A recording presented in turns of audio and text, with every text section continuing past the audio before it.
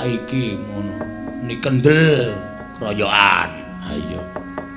Wis mulai zamane milenial kaya le. Ha iya, apa-apa arepe nganggo wis mangan ya ora gelem liwet. Heeh. Meng lebokke neng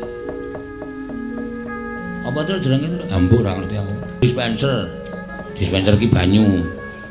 Lebokke neng mesin cuci. Beras kalau bagi mesin cuci apa? Mususi. Atene klambine gluput anu sego beras kaya mengau numpangke kari mecetek ngono nek mateng jeglek dhewe klek. Kuwi meng ringan lho. Nek wong biyen ibu-ibu wis tuwa wae nganggo teken kluthuk mlaku rekoso mbukaki ketek umek burung ya. Wah, nek cah saiki ora, mesine wis ana tandane dhewe. Cecuk.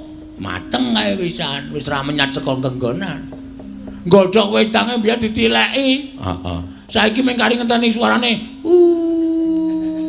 Kari mateni. Ya ta, keset-keset ta marai keset ta. Bener.